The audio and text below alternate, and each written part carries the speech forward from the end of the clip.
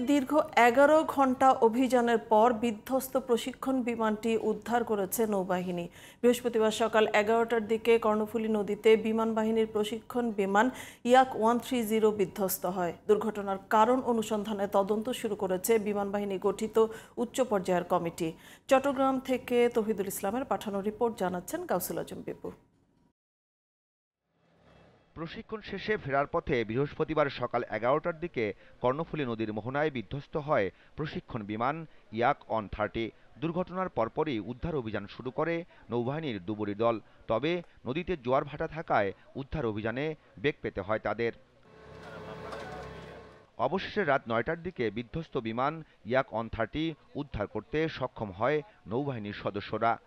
রিভারে বা সমুদ্রে যে কোনো উদ্ধার অভিযান জোয়ার ভাটার সাথে এবং ওয়েদারের সাথে অনেকখানি সংযুক্ত, যার ফলে আমাদের ইচ্ছা থাকা সত্ত্বেও আমাদের কয়েকটা টাইড বা একাধিক 2টা টাইড বা জোয়ার ভাটার জন্য আমাদেরকে অপেক্ষা করতে হয়েছে এবং আমরা শেষ পর্যন্ত বিমানটির ধ্বংসাবশেষ উদ্ধার করতে পেরেছি এবং ইতিমধ্যে আমরা সেটা বিমান বাহিনী প্রতিনিধির কাছে হস্তান্তর করেছি। বিমান বাহিনী জানিয়েছে, আগুন লাগার পর বিমানটি স্পর্শকাতর বন্দর এলাকা এবং আশপাশের লোকালয়ে না নিয়ে দক্ষতার মাধ্যমে নদীতে অবতরণ করিয়ে পাইলটরা বীরত্বের কাজ করেছেন। উড্ডয়নের পর প্রশিক্ষণের এক পর্যায়ে বিমানের ইঞ্জিনে আগুন ধরে যায়। বৈমানিকগণ যথাসম্ভব জানমালের ক্ষতি এড়িয়ে বিমান হতে জরুরি প্যারাশুটের মাধ্যমে অবতরণ করার সিদ্ধান্ত গ্রহণ করেন।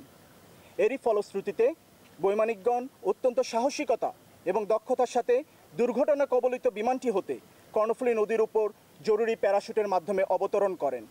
বিমানটি লোকালয় এবং জনবসতির কোনো ক্ষতি না করে কর্ণফুলী নদীতে বিধ্বস্ত হয়।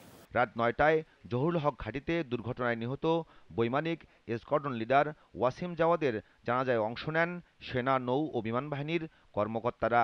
সবাইকে মাফ করে দিবেন, ওকে সবাই মাফ করে দিবেন। আমি এটাই বলতেছি, আসলে আমার কিছু বলার নাই।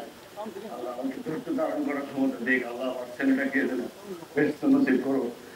আমি গাউসুল আজম বিপু, জিটিভি নিউজ।